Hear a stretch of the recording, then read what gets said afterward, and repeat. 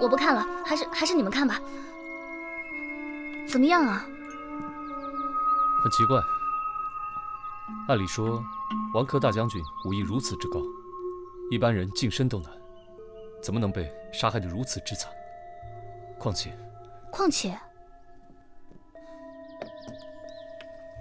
且，这把剑就在他身边，说明他生前肯定用它去抵御，但从剑上来看，却没有丝毫痕迹，说明未能伤对方分毫，这不很奇怪吗？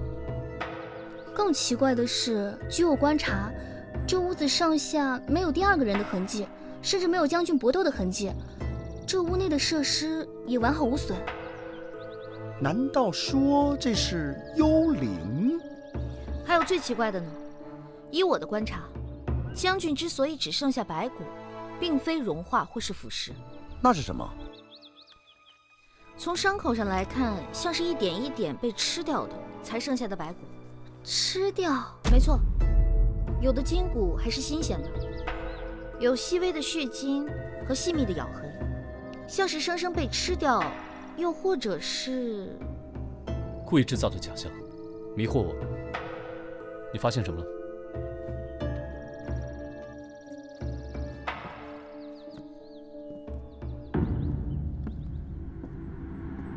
现场没有入室的痕迹，从门而入也太明显了吧？那这凶手是怎么进来的呢？难道他之前就一直藏在这间屋子里？不可能。家丁告诉我，为恭迎将军平息战乱，凯旋而归。府上已经把每个犄角旮旯都打扫过了，更何况这个房间无处可藏。将军应该是先被杀死，再变成了白骨。可王将军的威名你们听说了吗？那武功可是盖世无双啊！究竟谁有这么大的能耐，让将军还没有出手就被杀死了呢？那得去问问昨天到底发生什么事情了。走。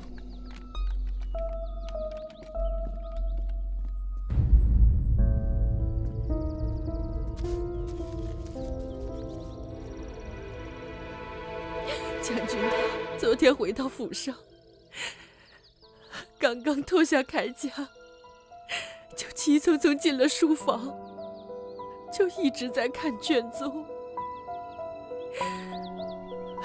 昨天有什么外人来府上吗？没有。那有没有听到什么动静？喊叫声、打斗声？那就奇怪了呀，没有任何响动，凶手是怎么把将军放倒的呢？夫人，昨天晚上谁是最后一个离开的？什么时候？最后应该是小梅。昨天夫人走了之后，我去给将军送茶，之后我就走了。那你最后离开的时候，没有发生什么奇怪的事情吗？将军的表情，或者是哪里不对劲的吗？事实上，是有一些奇怪的事。哦。昨天我去给将军送茶，一晃神儿，突然射进来一支箭，那箭上还扎着一个纸条。我看将军看了那之后，并没觉得他有什么奇怪的，将军只是说，那是反战派嫉妒他升迁罢了。难道是这个？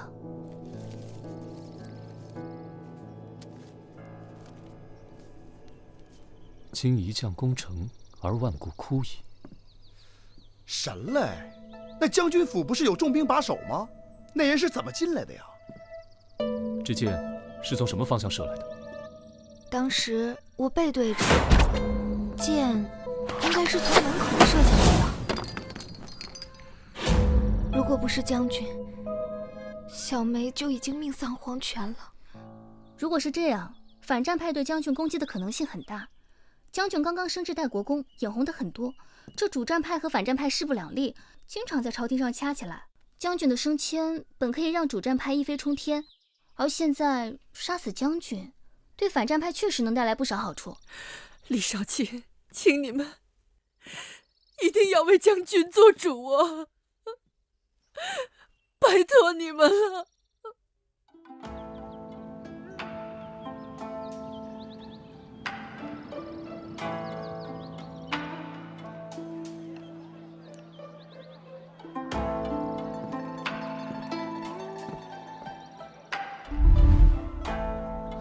现在整个长安城都人心惶惶，你还有心玩蚂蚁呢？一天天除了吃就玩，以为你多大本事呢？行，你们俩查吧，我不干了。切，不跟你俩一般见识。哎，可千万别小看这蚂蚁，将军的死可是跟这蚂蚁有很大的关系。瞎说，怎么能跟蚂蚁有关系呢？将军的死？那我问你啊，将军回家之前，夫人是不是已经把将军府打扫得干干净净了？对啊。那我怎么又会在书房的后墙角里发现松土呢？那又怎么样呢？我曾经在大邑见过这种蚂蚁，这种蚂蚁呢叫军蚁。别看一只军蚁的力量不算什么，但是把它们聚集起来，吃下一只猛虎都不在话下。哦，那你说的是大邑耶？长安城怎么可能有大邑的军蚁呢？不可能，你净瞎说。这么看来，是有人故意把军蚁引进将军书房了。对。将军府内房间众多，而军蚁只出现在将军所在的房间，并且只杀死将军一人，所以我认为是有人预谋的。那我去查个清楚，反正在长安城，大邑的人也不多。回来，可是也不少了，这样盲目查下去，只会浪费时间。那你说咋办呢，老大？将军在多重把守之下还能被杀死，我认为凶手恐怕出自将军府内，所以还是从将军府里的人查起吧。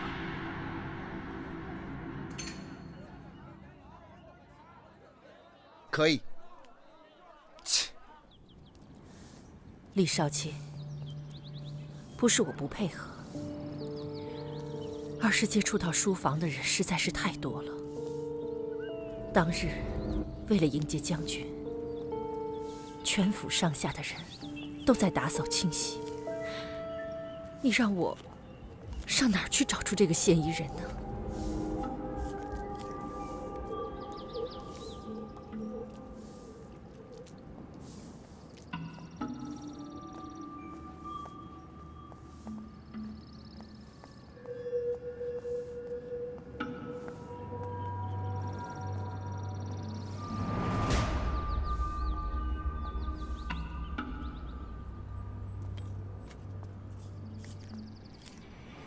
先生小心！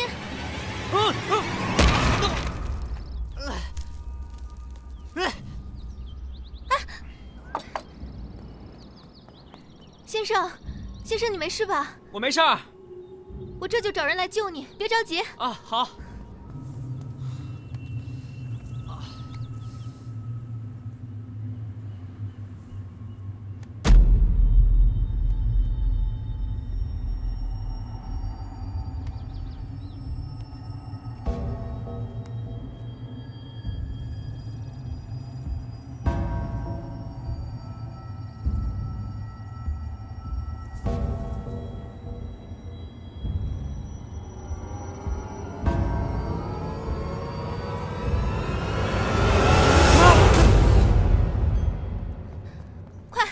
在这儿。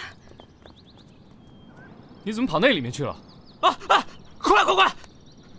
快，把绳子放下来，拉我上去！抓住我！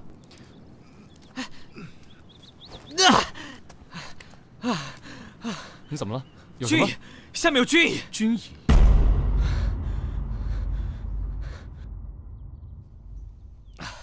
夫人，我们已经派人在花园中寻找蚁穴了。你是说，一群蚂蚁吃掉了一个驰骋沙场的将军？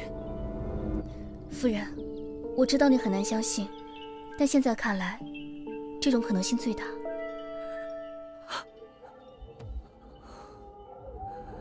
在那个地洞里，你真的看到蚁穴了？没有，不过那种臭味分明就是尸臭。如果我猜的没错的话，有人在那里饲养军蚁。那你怎么可能没事呢？哎，你很期待我有事是吗？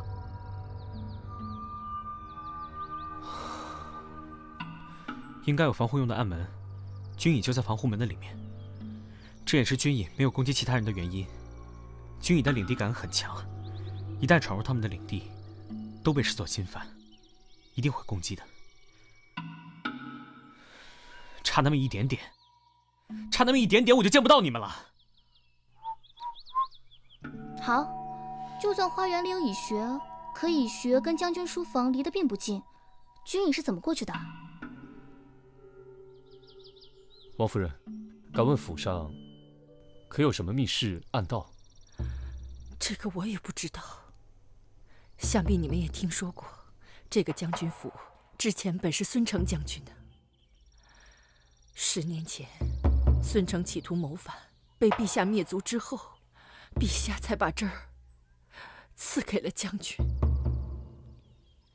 对府上细微的构造，我到现在也不是很清楚。小梅，你是怎么知道那里会有危险的？我平日里面也会去打理花园，曾经掉进去过，那洞里面黑咕隆咚的，很恐怖。小梅应该早点提醒您的，幸好您没出什么意外。原来是这样啊！怎么了？我看你从将军府出来，一直都怪怪的。想起了孙承将军的案子。孙承将军作为一位立功无数的将军，没想到被判谋反罪的时候那么草率。我也能理解陛下。当年孙承坐拥兵马100万，声望颇高，万一有二心，后果不堪设想。所以说嘛，官儿当得越大，心里就越不踏实。少卿，少卿，双叶姑娘让我来告知你们，在城西山林发现马志熙尸骨。什么？我们走。是。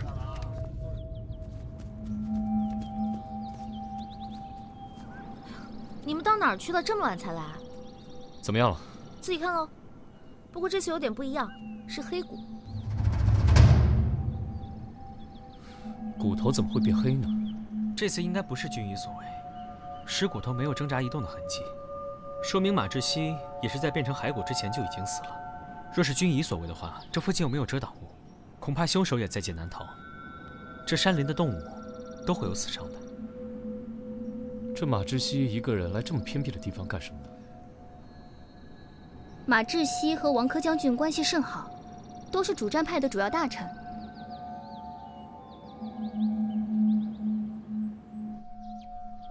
这李治和上官是怎么查案的？王将军的死因还没查清楚，这又损失一名高官。凶手如此狠毒，再不水落石出的话，谁知道他接下来还有什么计划？陛下息怒。陛下，微臣愿意协助李少卿和上官公办理此案，3日之内必会水落石出。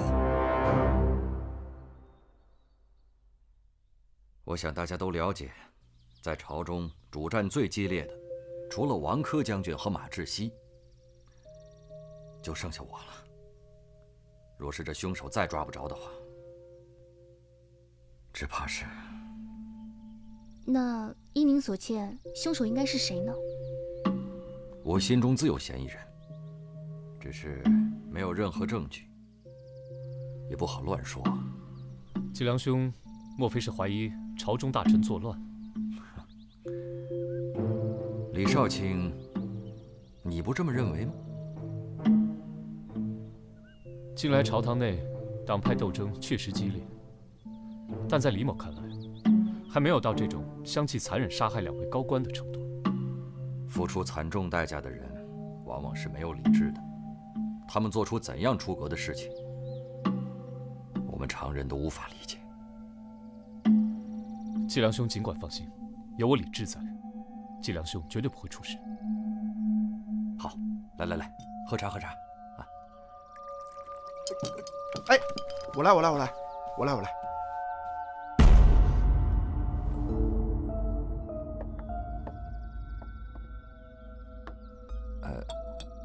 几位小坐，我去换下衣服。其实张继良这些顾虑也情有可原，毕竟死掉的跟他关系不错，而且又都是主战大臣。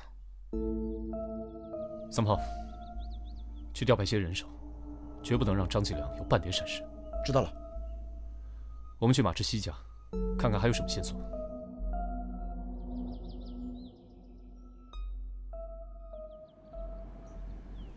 主人近来确实很奇怪，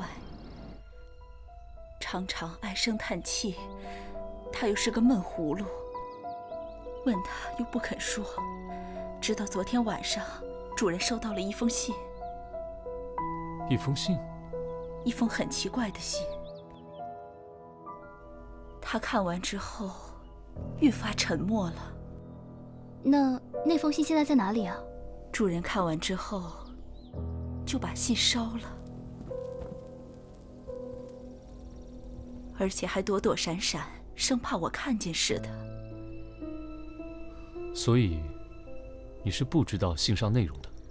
我以为是朝中机密，就没敢多问。然后他就去山林了？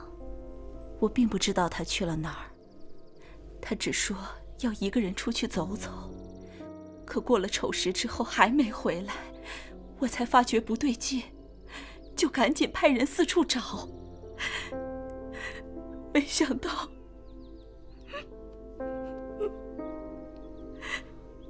那你可看到送信的是谁？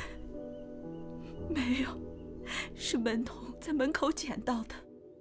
主人看过信，神情紧张，我就随口问了句发生什么了，可他就大发雷霆。这样啊，这就奇怪了，难道马志熙跟凶手认识？马志熙明显在极力遮掩些什么事，这里面恐怕还大有文章。我还是不习惯那么多人跟着，所以已经把你的人打发走了。外面危险，还请张兄千万小心行事。哈，多谢李少卿美意。这位是萨摩先生吧？早就听闻萨摩先生聪慧过人，今日一见，果然是英雄出少年呐。你吃。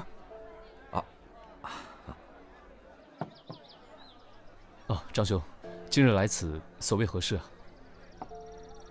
实不相瞒，当日替李兄求情，跟陛下夸下海口，说3日之内将罪犯捉拿归案。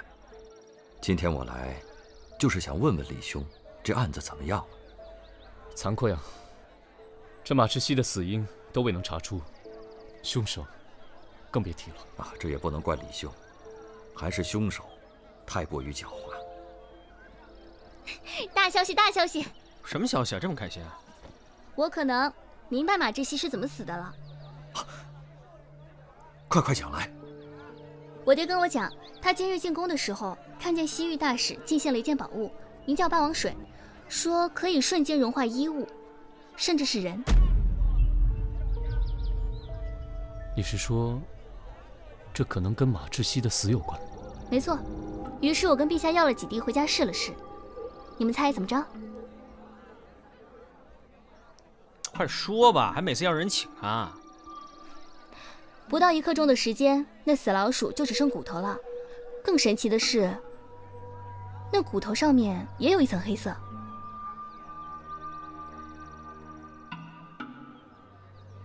那这么说来，马志熙跟王珂的死，跟西域脱不了干系。我看啊，这个什么大使嫌疑最大。不应该啊，这个西域大使我也知道，他昨天才来到长安的，根本没有时间筹备王将军的死啊。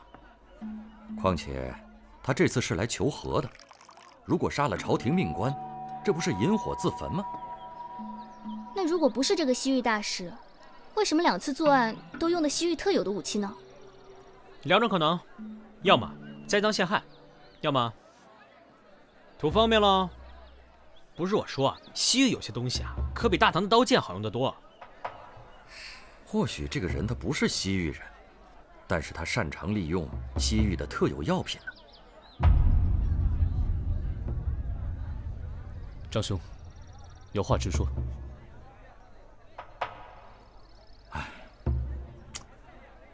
2年前，我跟高基一起出使过西域，当时高基就对这西域的物品特别感兴趣，也带回来许多。到现在，我想高基已经收藏了不少西域的珍奇玩意儿了吧？就算是这样的话，也不能证明高基就是凶手啊。反战最激烈的就是高基了，他多年来与我们政见不合，朝上朝下唇枪舌战，关系十分不好。若是怀疑，我第一个怀疑的就是他。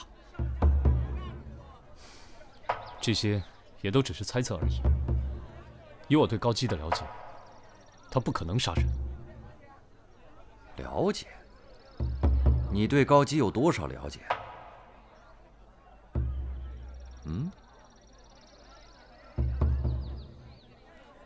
嗨，我呢，也只是猜测罢了。法网恢恢，疏而不漏。我相信真正的凶手会露出马脚的。行了，我还有事，就不陪各位了，告辞。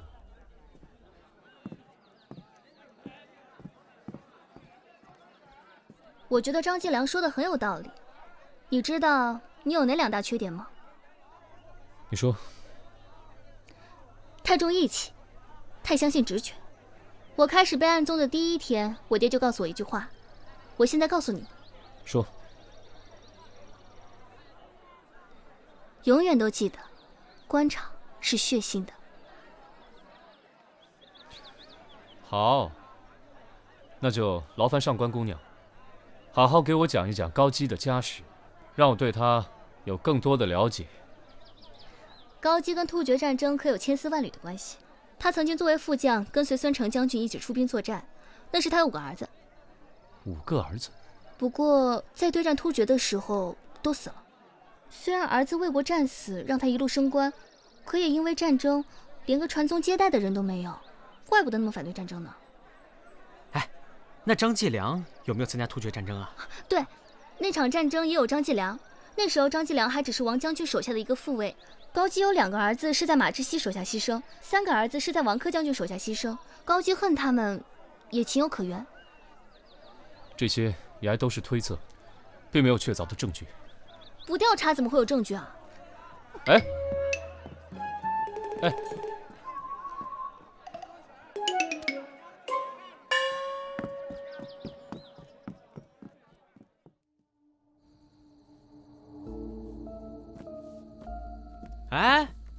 怎么样？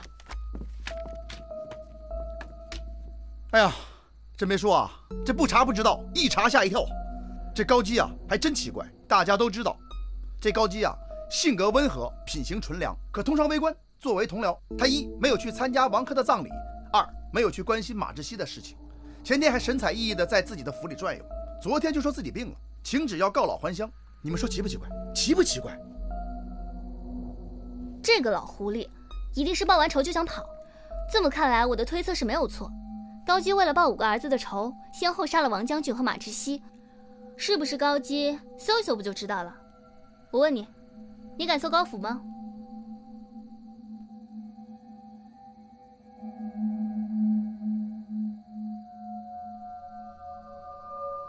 哼！紫苏姑娘，报告少卿，不好了！怎么了？张继良死了。啊？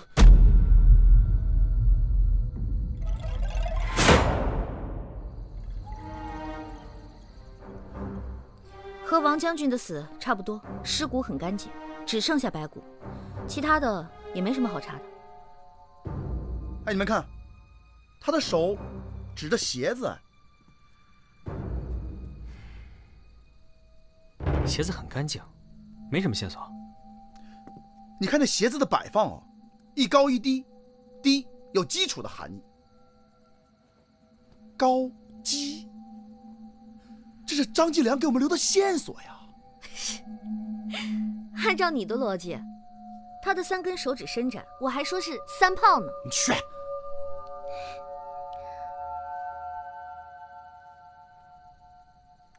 哎，你去哪儿啊？紫苏3炮，跟我走，我要搜查高基府。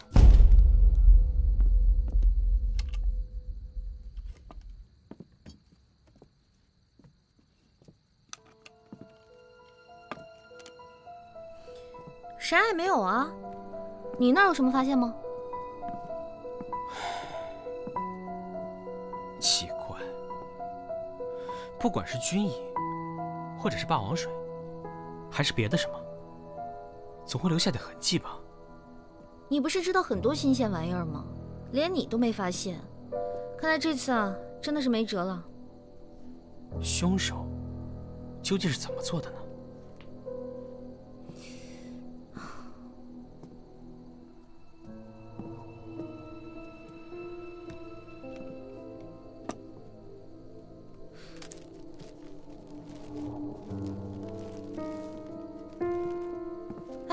三摸，你看，这是他吗？是啊，怎么了？长得还挺帅的。哼，我本来以为他的肩胛骨突出，2肩会不一样高呢。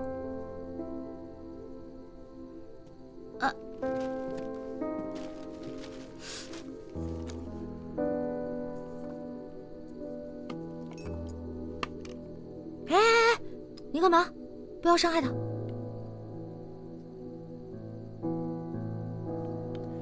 白骨这么干燥，分明不是昨夜死的。可是为什么呢？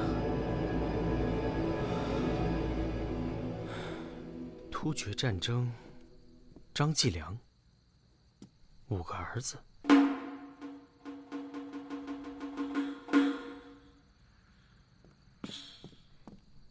有进展吗？紫苏，来得正好。怎么了？我有事要问你。什么事儿啊？关于孙成将军。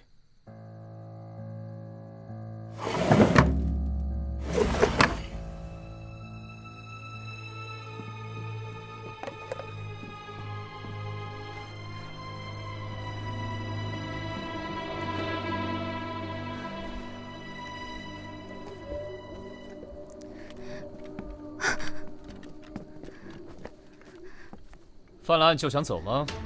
我不知道你在说什么。孙木心，将军书房里的军蚁就是你打开密室放下来的吧？什么？你是最后一个离开将军书房的人，又是孙成将军的女儿。书房里的机关，想必你很清楚吧？公子，你怎么了？我不知道你在说什么，我更不知道孙成是谁。我要去洗衣服了。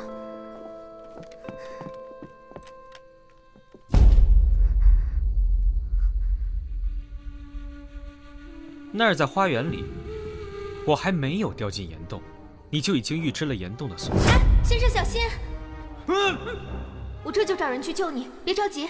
着急的把我救上来，看似好心，实际是担心我发现岩洞的石门背后就是军蚁的蚁穴吧？你是说他把军蚁放到将军的书房？不对呀，你不说军蚁在后花园吗？难道他一只一只拿过去的？军蚁的蚁穴的确是在花园的岩洞里，但是那个蚁穴却有一条暗道通往将军的书房。那日李少卿派人搜索，已经发现了暗道里的石门，只是当时还没办法确定凶手，就又给了你后续作案的机会。你先用石门把军蚁封闭起来，待将军回来的前几天停止攻势。将军刚刚从战场上回来，自然身上沾满了血腥的气息，很容易吸引军蚁。而军蚁的口中有毒，同时被很多的军蚁叮咬，人就会陷入昏迷当中。而昏迷之后的王将军，只能听任庞大的军蚁部队蚕食了。可那支箭呢？那句话又是为什么呢？我从来没有说过，凶手只有一位。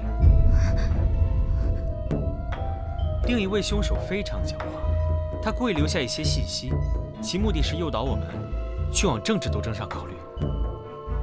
不，是我干的，是我一个人干的，是我害死王将军的。果然有同党。那马志熙呢？他又怎么死的？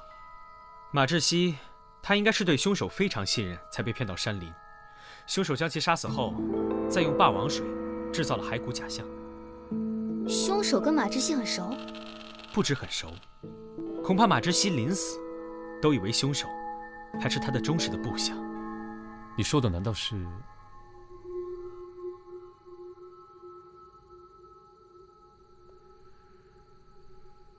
你想让你的妹妹承担所有的罪责吗？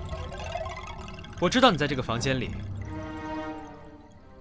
张继良。张继良，他不是？把小梅带走。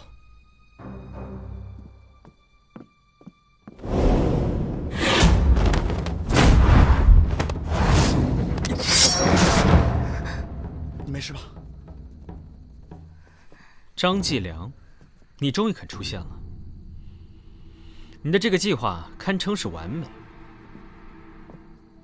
你料到我们都会查到王珂和马志熙的死都跟西域有关，所以除去了没有作案时间的西域大使之外，我们唯一可以怀疑的便是在朝中了解这些并收藏这些的高基，再加上我们在现场收集到的字条，以及朝中两个党派之间的斗争，还有你在马志熙死后来樊舍向我们表述对高基的怀疑后也离奇死亡，我们自然就会怀疑到高基身上。可惜啊。可惜什么？可惜你这个计划太过完美，所以才露出了破绽。为什么？你在凶案现场摆下布局，制造成临死前指认凶手的样子。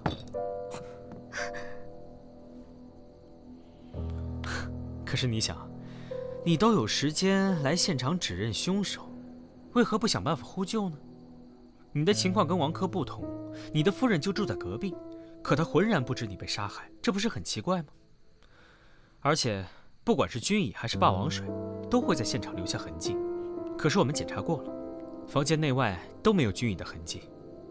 直到双叶指出白骨的肩胛骨突出，这才提醒我，那具白骨不是你的。那么既然你没有死的话，原因就很明显了，是你想嫁祸给高基。那他为什么要这么做呢？刚开始的时候我也有疑虑，就算你想嫁祸高基的话，也没必要杀死王珂和马志熙呀。可后来我了解到，突厥战争当中，高基是孙承大将军的副将，而孙承大将军也正是在这场战役当中被认定为谋反。那么为什么作为副将的高基却安然度过了这场劫难呢？原因只有一个，那就是高基被收买了，甚至帮助了对方来陷害孙承大将军。而陷害孙承大将军的两个人，就是王珂和马志熙。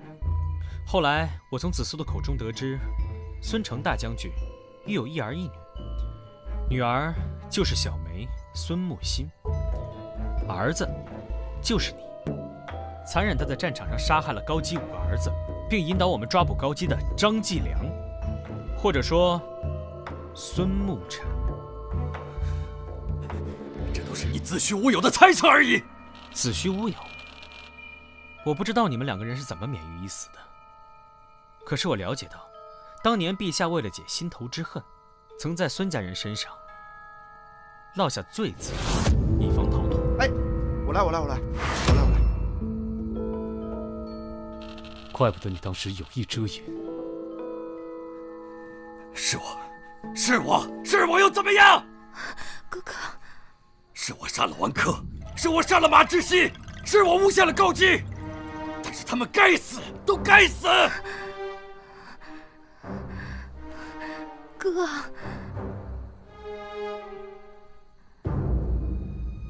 所谓的将军，所谓的王珂将军，还是个常打败仗的小将。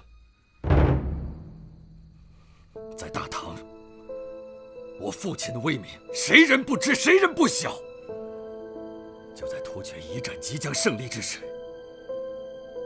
朝廷内部却认定我父亲在外自立门户，趁班师回朝之际，谋权篡位。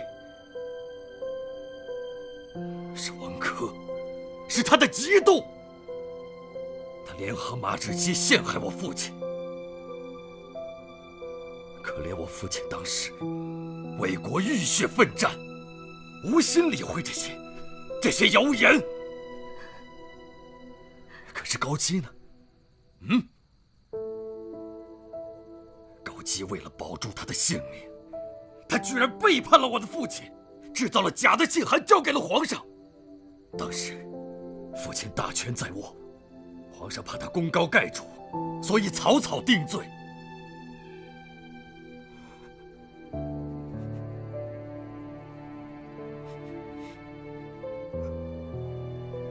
漫漫朝战，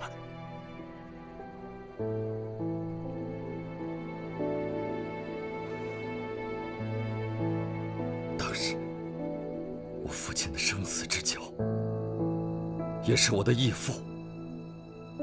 他为了我们孙家能留下香火，在押送犯人的时候，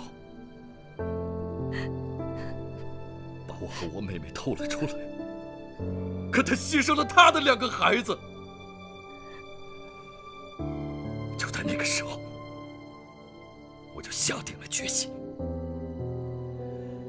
我一定要为孙家，为那2个孩子报仇。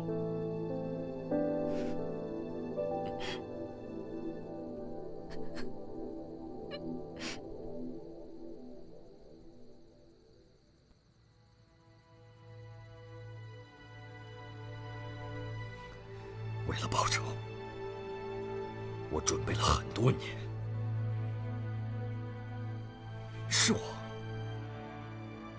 是我在军队里先后设计害死了高基的5个儿子，我要让他尝尝断子绝孙的滋味。自从王珂回朝的第1天起，我就以他熟悉的方式，给他重述了多年前陷害我父亲的过程。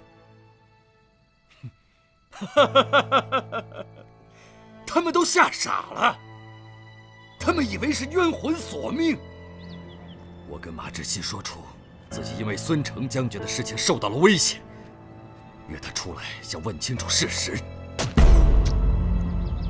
他根本没有想到过我就是孙沐尘，所以他被我轻而易举的就杀死了。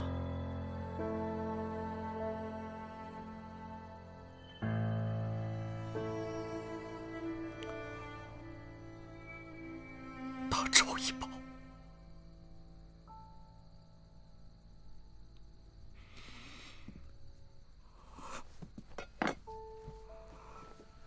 爹、娘、义父，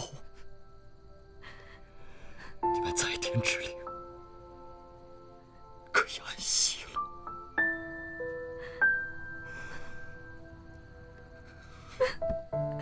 哥哥，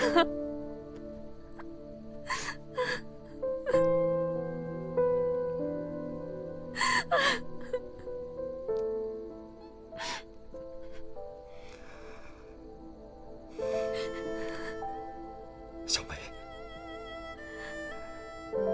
这么多年，我们过着形同陌路的生活，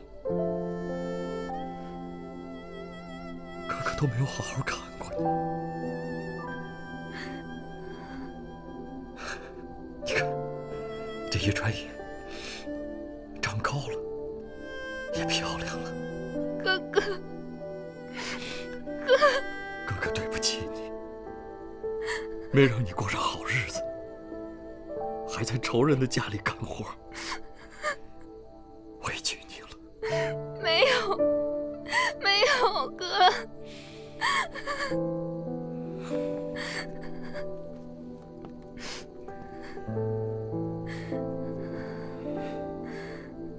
军医是我弄的，跟我妹妹没有任何关系，她什么都不知道。哥，有啥要夸，随便你们。哥，放过我妹妹！